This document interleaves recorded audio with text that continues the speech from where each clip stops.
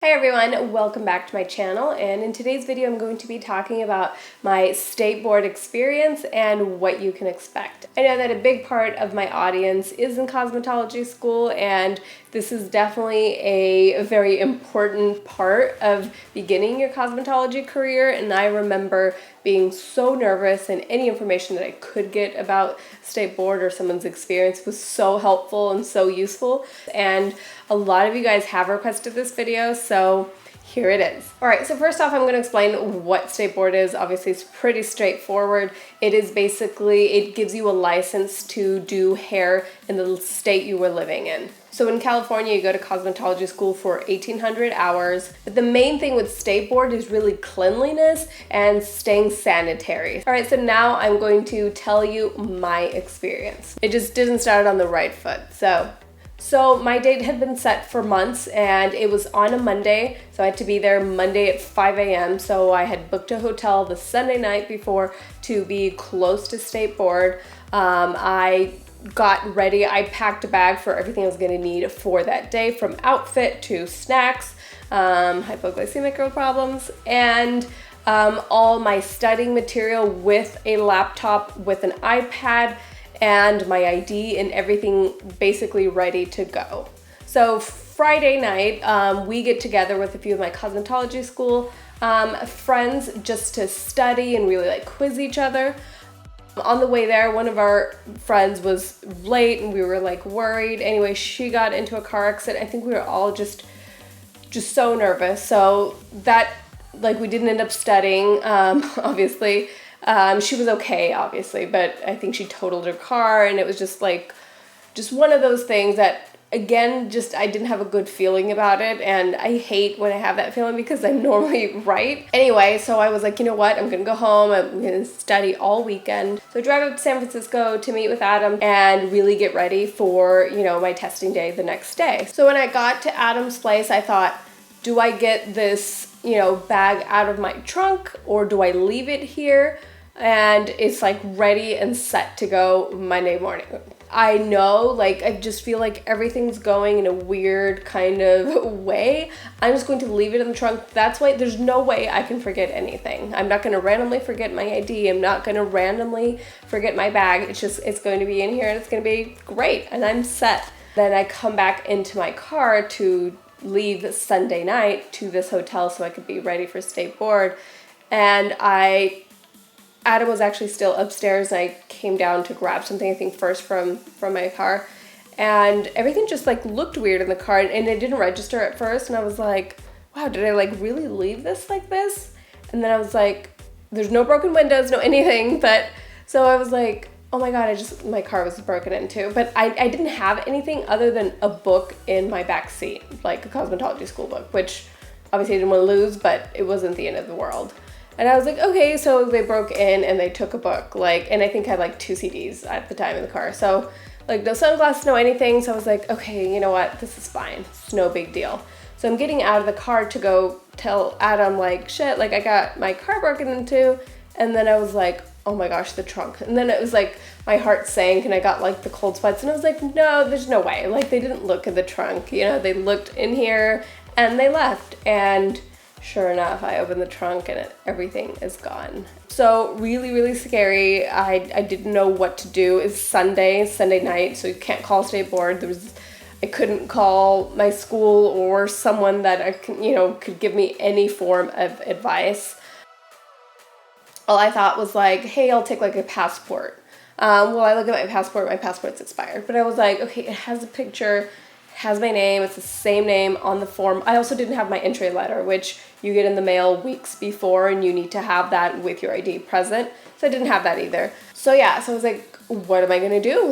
And I was like, I can't just sit here and not try, so I'm gonna go. So that's what I did. I get there, I stand in line, and wake up at 5 a.m., get my kit, do the whole thing, and I called my name, and I went up, and I was like, I got my car broken into, I don't have an ID, I don't have anything, I have my passport. And she took one look at it and was like, this is expired, sorry, it's not valid. And I was like, no, what am I gonna do? And she's like, you're just gonna have to, send a new application in, we'll send you a new date and go from there. So I was so devastated because obviously you work so hard for this. You're so worried and stressed out, but I also felt ready at the same time. So it's this very non-epic, it was like stress for nothing. So anyway, I ended up sending an application. It took months. So my original date was June, and I only ended up taking my test the following January, which was around my birthday, so I guess it was fine. But so yeah, second time was easy breezy, and it was actually a very pleasant experience. And so that's what I'm going to share with you now, and basically give you like little tips and stuff on like what to expect. So I definitely recommend, if you don't live close to where your state board is taking place, definitely getting a hotel around that area is so advisable. So obviously you don't sleep the night before. I definitely didn't. Yeah, you wake up early, and our school trained us on, be professional, be on time, wear the correct attire. There's no dress code for state board, but you go in dressed professionally, like the way you would do hair, closed-toed shoes, all black. And so you get there, you register, you show them your entry letter, your IDs. This time I had both. So then you get assigned a room number that you go into. So this room is as basic as it possibly can be, and I think it had 8 stations, so 4 on each side, and then on the far wall there was like the window where you could look outside. So yeah, you get in and they assign your station too. So they gave me the station away from the instructor, which basically you're already not, in their eyes or on their radar so much. Obviously they come around and they check to see what you're doing, but I had like a good feeling. I was like, okay, this is a good station. I'm gonna rock this.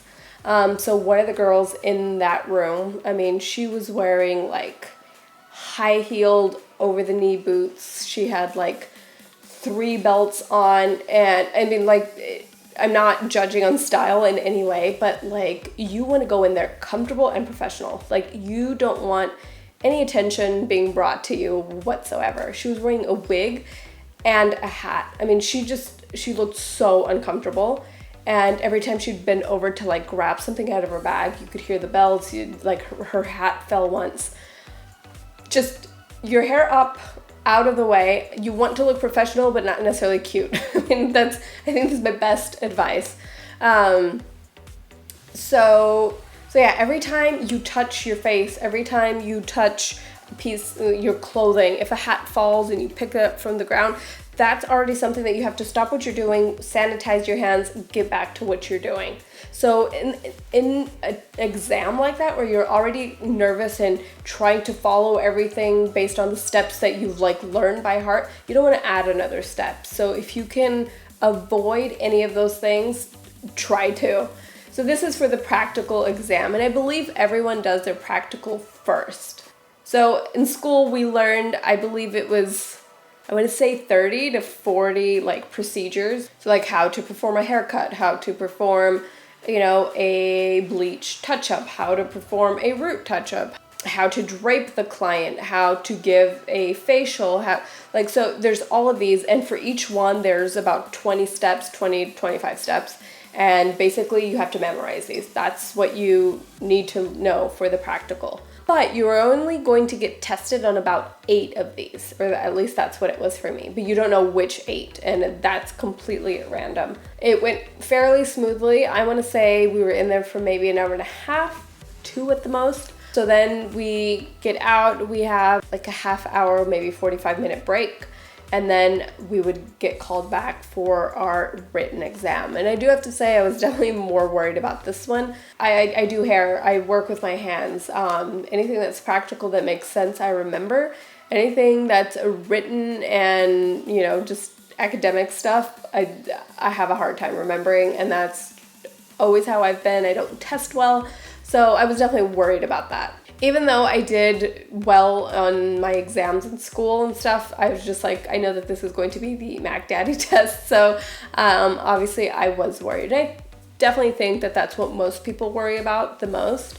So yeah, we went in, everything's done on a computer. So I believe we were given, God, it's been a while. I don't know if it was 2 hours or 3 hours for this test. It's multiple choice, most of it, I believe. I think it's all multiple choice. And so I believe there was 4 options. And so as you were reading the question, if you knew the answer, you clicked the answer. And then at the bottom, it would tell you, yes, I'm sure this is the answer, or I'm not sure, I want to come back to this. So that made it so much easier, because when you're on a written test, it's easier to be like, oh, okay, I haven't answered this one, I'm going to come back. So at the end, then it compiled all the ones that you weren't sure about, and then you're just looking at that. I literally went through that test so fast. I think I was done in maybe 45 minutes. And I think I only had like 10 questions where I clicked the I'm not sure. And then reading them back, I felt like half of those 10, I was confident, like, duh, this is the answer. So I felt of all of the questions, there was only 5 that I was like, I'm really not sure. This is a very trick question kind of thing. And it was those perm questions, and like, what does this chemical do to the curl? Does it curl it or does it straighten? Like, that was always so confusing for me, because it's just such scientific terms. And anyway, so like I went back and it was like I made an educated decision on those last 5. And then I was like, okay, like next. And it was like, you're done with your test. Are you ready to submit? And then I sat there and I was like, looked around and I was like, no one else has got up and like is done with their test. Because once you got the click, like you're done, it completely closes it. And then it says you can get up and go. And then I started to freak out, because I was like there's no, like, I mean, I could go back to the full test again if I wanted to, but then it's like reading every single question back. And I was like, I feel like I answered everything to, like, if it was easy, like, just go with your gut feeling like that. If it was easy, it's because you know the answer. But I was like, why is everyone, and I was like trying to look like, are people like almost done, or people, and I like tried to look around, because everyone's tests, I mean, their questions are in different orders, but I just wanted to see like what number are people on. And yeah, I looked over and I think the girl next to me was on question 28, and I was done, and I was just like, oh my God, like I just rushed through this, like this isn't a game, like this is serious. What did I just do? And I had a mini panic attack, and it's like one of those, like I felt claustrophobic in my own body in this whole situation, and it was like, I don't know what to do. I can't go back and read every single question now. I was like, I just feel like I'm going to confuse myself more, and I just went with my gut instinct, and I'm like, I think this is it. I'm done. Like, I can't just sit here and like look around. So there, I click that submit button, and it gives me, you know, like the number saying you're done and congratulations, whatever, thanks, go to the, you know, to the reception. And I go over it, and he was like, wow, you're done? And I was like, oh my God, okay, this is so not normal. I thought he was going to be like, cool, okay, you're done. Like, you know, we've had other times where people finish this early, and I was like, oh my God, like, what did I do? Like, what an idiot. Like, why would I like just rush? And I wasn't rushing it. I feel like in school I've never ever finished a test first, so it was really, really weird. And I was like, so then he gives me this paper, and he was like, okay, so you have an hour to kill, but in an hour go back to the original room and you will get your results there. So of course I think I went out and got some lunch for like half an hour, but as soon as I could, I was just back in that room just waiting for results. So slowly people started trickling in as they had finished their test, and I don't know I don't know if they were going in alphabetical order. I honestly don't know, but it was definitely not the order of when we submit our test, because I saw other girls go in and get their results. And I saw maybe 2 or 3 people that had passed. And so if you pass, you just get congratulations, here's a piece of paper, your license will come in the mail. And if you don't pass, you get a thick packet that you take home, and that's how you re-register to do that process all over again. So the first couple of people passed, and they, you know, leave there screaming and going like, oh my God, like I passed and stuff. Maybe 4 or 5 people after that didn't pass, and it was just like, whoa, okay, like this just got real. And I thought, you know, maybe 2-3 of everyone that takes a test didn't pass. And I was like, that's in, you know, just seeing that devastation. It's such a hard day. And to just think like, I did this for nothing. I have to be back and do it again. And so, yeah, I was probably not one of the last, but maybe 75% of people got their results before me. And I was like, oh my God, like I probably like missed something. I probably didn't even complete the test. And this is why they don't even have my results. You know, like when you just sit there like nervous, like a million thoughts go through your head. And she finally calls me up, and then it was like, no, I'm not ready. I don't want to know. Like, why would you call me now? I don't want to know. And yeah, I just get up, and they're not like very warm or cordial or nothing. She just like hands me a piece of paper, and I was just like, what is this? And she was like, you passed, next. Like, and I was like, wait, no, like I needed to hear it like from her. Like this paper was not enough. And then I was like, oh my gosh, like this is so, like a couple of people before me didn't pass, like this is so rude. Like, hey, can you say that again? But I felt like I needed it so it could sink in because I didn't believe it. And I'm normally not like a cause a scene kind of person, but I did exactly what every other girl did, and I screamed and went out of there. I actually went with my brother this time, and he was out in the parking lot waiting, and it was like a really hot day, and the windows were down, and I just like go over, and I was just like, ah, like just screaming. And he was like, what does that mean? Like, did you pass or did you not? Like, I don't know what you're doing right now. And I was like, I passed, and I was like jumping around and stuff. He gets out of the car and stuff. So before I went in, I had already submitted a few resumes to a few salons that I wanted to be working in the city. And literally on the drive home, it was a long drive, so it was nice for it to really sink in and stuff. And I got a call from one of those salons. I ended up not working there, but it was a very prestigious salon, and it was my biggest fear when I applied at all these places was like, oh my gosh, what if I don't pass state board and then they start calling me and I'm, you know, still not ready. So it was just a nice little cherry on top that like, oh my God, yes, I passed. I can tell these people that I passed, even though I didn't end up working at the salon. But so, and for anyone that's going in for their state board soon, just, you know, try to relax.